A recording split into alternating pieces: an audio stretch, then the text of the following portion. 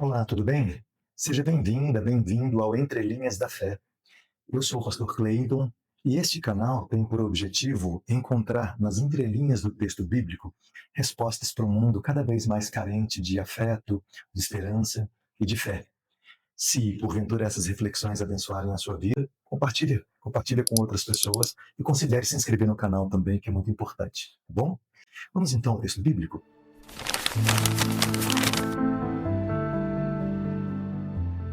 Vou ao primeiro texto. O texto que eu quero compartilhar com você hoje está no Evangelho de João, no capítulo 2. Diz, inclusive, o texto do Evangelho de João que este é o primeiro milagre, que foi assim que Jesus começou a fazer os seus milagres enquanto esteve aqui na Terra. Eu vou ler. Diz assim, João, capítulo 2. No terceiro dia, houve um casamento em Caná da Galileia e a mãe de Jesus estava lá. Jesus foi convidado para o casamento e os seus discípulos também. Ora, não havia mais vinho, pois o vinho do casamento havia acabado. Então a mãe de Jesus lhe disse: Eles não têm mais vinho. Respondeu-lhe Jesus: Que queres de mim, mulher? Minha hora ainda não chegou. Sua mãe disse aos serventes: Fazei tudo o que ele vos disser. Havia ali 6 talhas de pedra para a purificação dos judeus, cada uma contendo de 2 a 3 medidas. Jesus lhes disse: Enchei as talhas de água, e eles encheram até a borda. Então lhes disse: Tirai agora e levai ao mestre-sala. Eles levaram, e quando o mestre-sala provou a água transformada em vinho, ele não sabia de onde vinha, mas o sabiam os serventes que haviam retirado a água, chamou o noivo e lhe disse: Todo homem serve primeiro o vinho bom, e quando os convidados já estão embriagados, serve o inferior. Tu guardaste o vinho bom até agora. Esse princípio dos sinais, Jesus o fez em Caná da Galileia, e manifestou a sua glória, e seus discípulos creram nele. Depois disso, desceram a Cafarnaum, ele, sua mãe, seus irmãos e seus discípulos, e ali ficaram apenas alguns dias. Esse é um texto que eu gosto muito, porque ele fala de uma coisa que está cada vez mais rara, ou que quase nunca existe na vida das pessoas que creem em Jesus, que acreditam nele, que são cristãs, que é o fato de Jesus ser lembrado, ser convidado, ser chamado apenas em momentos de aflição, em momentos de tristeza. Você raramente vai ver alguém que coloca Jesus em algum momento de extremada alegria. E isso é curioso, porque tem um autor chamado Rubem Alves, já é falecido, era psicanalista, teólogo, pastor, escritor. E o Rubem Alves dizia uma coisa: por que será que as pessoas fazem promessa? Né? Eu estou falando de cristãos, tá? Promessas, então, no caso dos católicos, o voto, no caso dos evangélicos, dos protestantes. E essas promessas sempre são de sacrifício, de coisa ruim, de coisa triste. Ah, se isso me for feito, se eu alcançar essa graça, se eu alcançar esse favor, então eu vou caminhar 50 quilômetros sabe, de carregando uma pedra, carregando uma cruz, aí eu vou subir as escadarias de uma igreja tradicional de joelhos, sabe? Então sempre uma coisa, eu vou parar de comer alguma coisa que eu gosto muito. Sempre é um sacrifício, é sempre um voto, é sempre uma promessa que a gente chama de religiosidade negativa. Isto é, o que a religião fez você perder? É negativo, você não faz mais. A pessoa chega em você e fala assim: ah, então você agora é evangélico, ah, você é cristão e tal, o que você não faz mais que você fazia naquela época? Então sempre alguém fala: ah, eu fazia isso, então eu não faço mais isso, aquilo outro. Sempre há alguma coisa que tira, e nunca alguma coisa que vem para agregar. E eu gosto desse texto porque é um Jesus convidado para um momento de alegria, de vinho, de riso, de festa.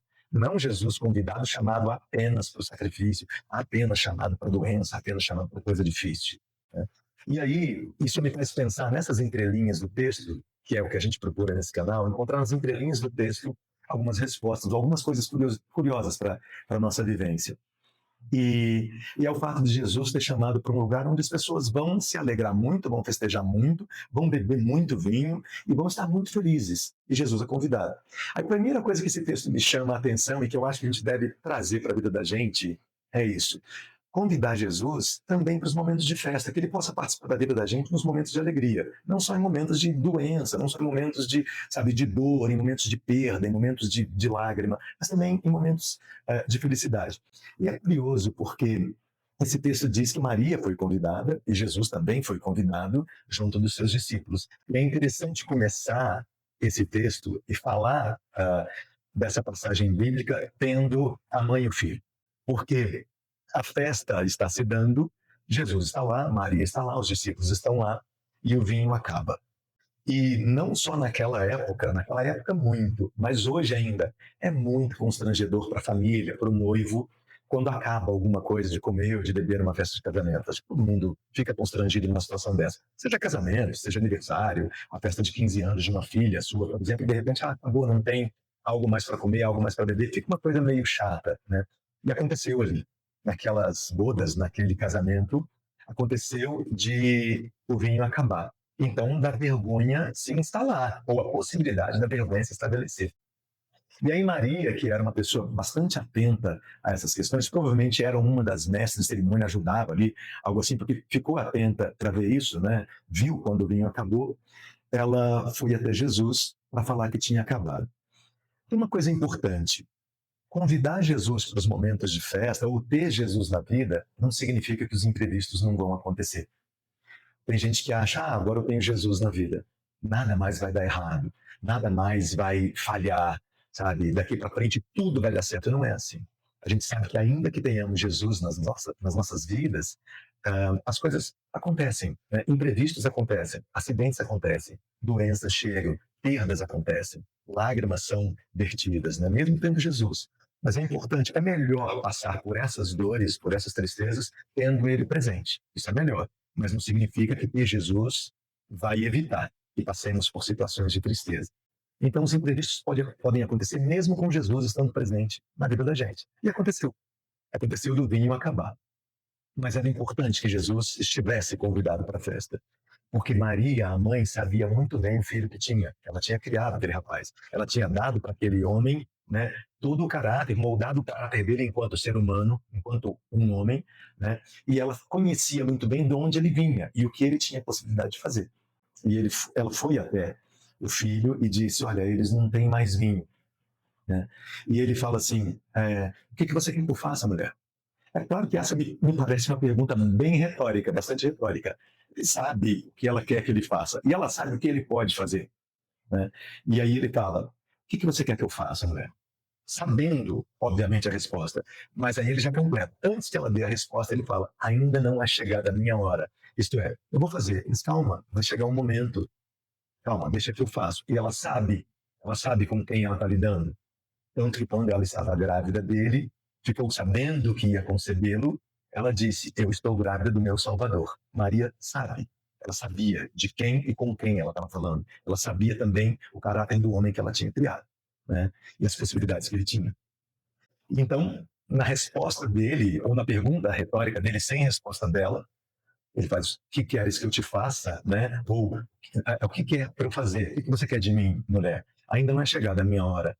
E ela, sabendo que essa hora vai chegar, ela disse aos serventes assim: fazei tudo o que ele vos disser.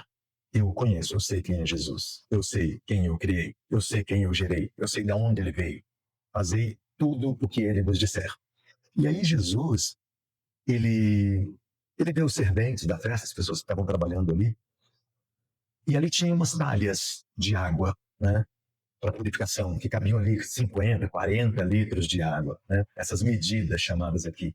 E tinham essas talhas de água lá. Essas talhas eram sagradas. Essas talhas eram para a purificação dos judeus. Não era água que qualquer um poderia chegar e pôr a mão. Não era qualquer tipo de lavagem de mãos. Era um ritual, né? Então era um momento religioso, era um ritual que se fazia com aquelas águas das talhas. E Jesus chama os serventes e diz o seguinte: encham essas talhas até em cima, até a boca. E eles encheram. E depois que eles encheram, ele falou assim: agora levem essa bebida, leve essa água para o mestre-sala. Isto é, para a pessoa responsável pela festa.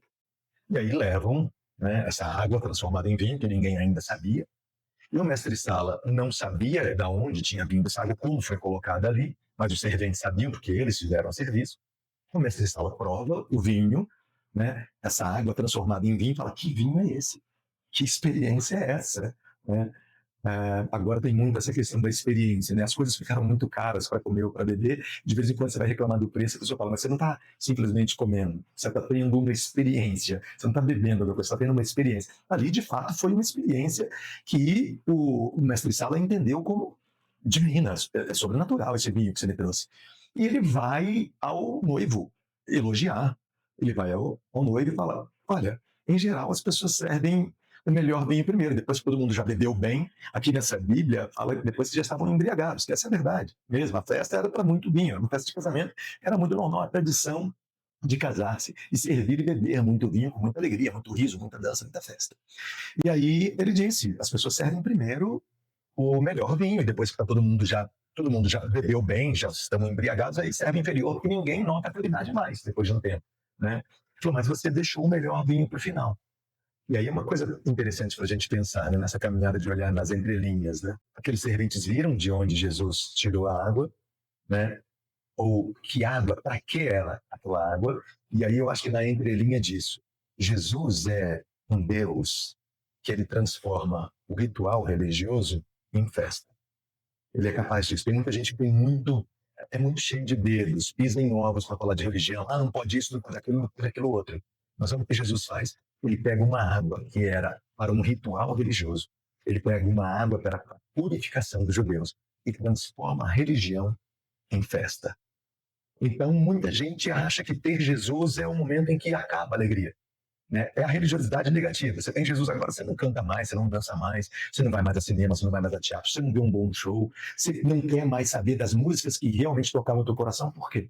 Como se Jesus não fosse esse Deus que transforma a religião em festa. Nossa festa não tem de acabar. Pelo contrário, com Jesus ela tem de começar. E começar numa experiência ainda mais elevada.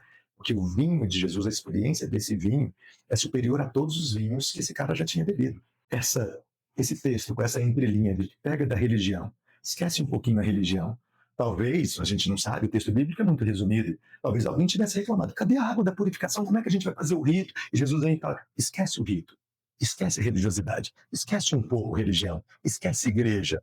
Olha o que eu estou falando para você. Ah, mas lá na minha igreja não pode. Olha, isso aqui vai estragar a religião, vai pôr a mão em alguma coisa que não pode. Isso é algo sagrado. Era muito sagrado para os judeus. Essa água da purificação era muito sagrada. Mas deixa Jesus também mostrar para você que ele é um Deus que transforma a religião em festa, que ele transforma a água em vinho, que ele transforma desespero, porque o pai da noiva ia ficar desesperado. Ele transforma vergonha, desespero em vergonha, em esperança, em alegria, em festa. E aí, esses discípulos, então, usufruíram desse vinho com todo mundo. Todo mundo ficou feliz da vida. E a Bíblia diz que Jesus começou, assim, os seus milagres em Caná da Galileia. E os seus discípulos creram nele. Segundo o texto bíblico, na literatura joanina, é o primeiro milagre de Jesus. Né? E os discípulos, então, pela primeira vez, viram do que ele era capaz. E Maria, que o tinha gerado, sabia já do que ele era capaz. Só falou para os outros: fazei tudo o que eu vos disser. Então, olhando para essa caminhada, para essas entrelinhas, a gente entende que Jesus é aquele que deve ser convidado não só para o momento de tristeza, mas para o momento de festa. A gente entende que uma vida com a presença de Jesus não significa que não teremos problemas imprevistos, tristezas, dores, doenças, mas significa que ele estará lá quando isso acontecer. Significa que, por mais que tenhamos várias tradições religiosas, a própria Maria sabe do que Jesus é capaz. E há um tempo, ele não é chegada a minha hora, há um tempo para ele resolver, para ele dar uma resposta. Também aprendemos aqui que essa resposta pode transformar religião em festa, rito em alegria, em riso, em dança, em canto, e não simplesmente uma religiosidade triste, morta. E nós aprendemos que aquilo que Jesus faz, a obra dele, faz uma experiência muito maior do que tudo aquilo de bom que a gente experimentou, por mais que o mundo tenha vinhos maravilhosos. Né? E foi assim que Jesus começou os seus milagres, e depois eles partiram dali e ficaram alguns dias em outra região.